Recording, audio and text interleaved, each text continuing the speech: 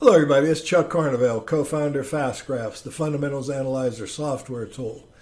It is my great pleasure to present another introductory video to our forthcoming FastGraphs Value You Academy, where we're going to really take deep dives into understanding finance and investing a lot better than many of you may have right now, may be able to do right now. We're going to get into financial statement analysis, how to value businesses, and in this process, we're going to try to simplify things so that not only are you going to become more equipped to be a better long-term investor, but we're going to take the mystery out of some of these esoteric terms. And with today's introductory video, I'm going to next turn it over to Nathan Mock, Professor Nathan, who is going to take a look at valuation and give you some introductory remarks on valuation and point out why valuation is really all about assessing the future. You know, all investments generate their value to us based on the amount of cash that they generate. And there's a lot of different ways to describe cash, by the way. And those are the numerous metrics that we offer on FastGraphs. And then what Nathan's going to do is turn it over to Bill Kay, and Bill's going to talk to you about all the different metrics we use on FastGraph. The most common question I get from subscribers is, what's the best valuation metric to utilize? And valuation is a puzzle, and my glib answer is always the same.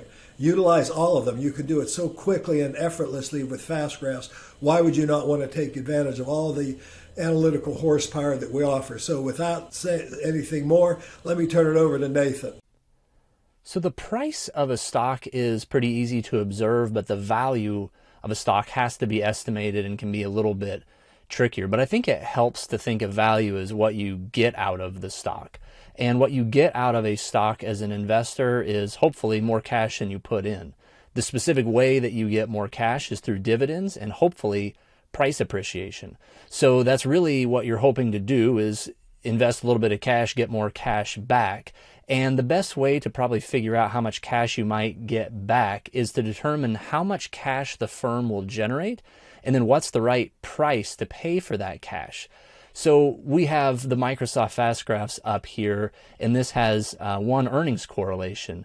And so you see that as earnings have increased over time, the price has increased over time, but we would think that overall value is driven by the cash flow generation, and then the way the market has priced cash flow generation at a given time is really what we want to evaluate. And FastGraphs gives us multiple tools to do this. So this is the adjusted or operating earnings, and you can see based on this, the normal price to earnings ratio is about 21.08. And that just literally means that the market right now is paying $21.08 for every $1 of earnings per share for Microsoft. But that's based off of this particular definition of earnings.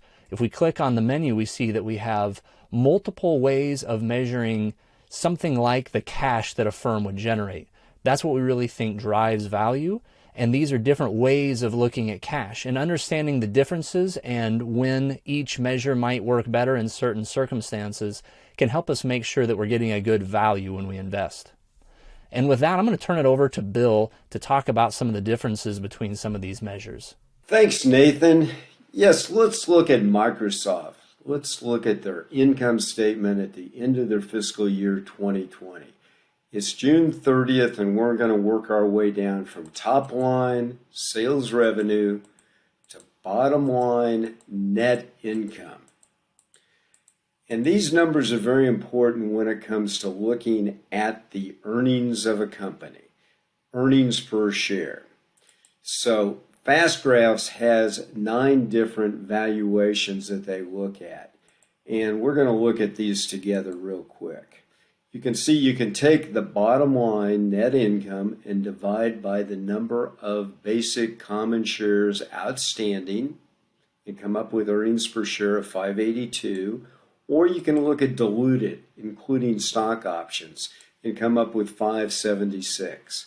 So FastGraphs looks at adjusted operating earnings, and that's with one-time charge-offs. They look at owner's earnings, something that Warren Buffett finds very valuable, where you basically do some adjustments. You add back depreciation, amortization, look at other things, and take off CapEx. And then you come up with a number higher than net income. It's 52,705 divided by the diluted shares, and that's 686, a different number of earnings, and that's owner's earnings per share. So there's the basic, the bottom line by the common shares. There's the diluted, the bottom line by the diluted shares. So there we've got some different numbers. So those are 4 earnings correlations we look at in fast graphs. So we can look at these, and you can see on June 2020, the end of the fiscal year, that 582 basic earnings per share. And that's adjusted also. So if you take that times a 15 PE, you could say the valuation of the stock is 87.28. Or at the normal PE of 23.9 up to 139.09.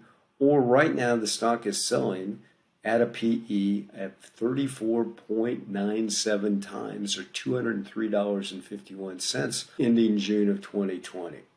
So it's interesting to look at these. Besides these earnings correlations, you can also look at cash flow correlations in fast graphs. So we take that accrual bottom line, do some adjustments, and come up with cash flow from operations, a very important number. And then we can look at operating cash flow by taking that number and dividing by the diluted number of shares outstanding, comes up to 790.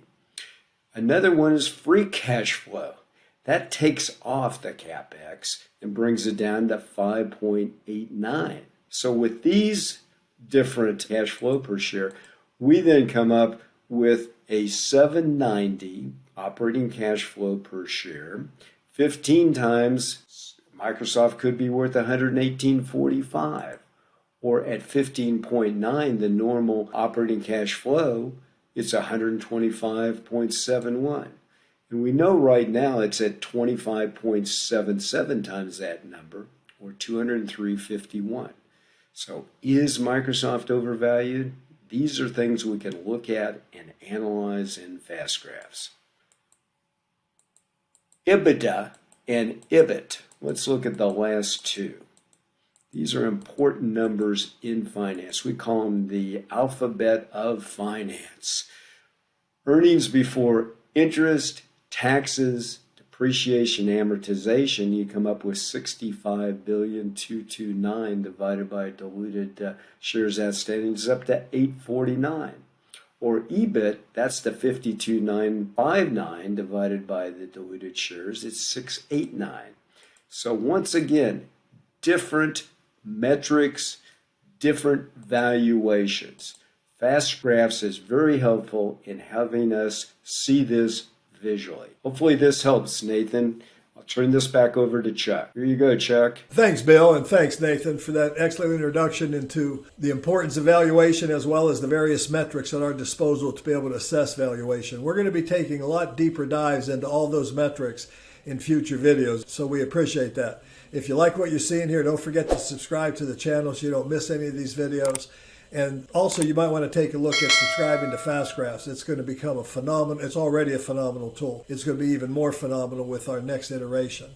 Thanks for watching, and we'll be talking to you again real soon.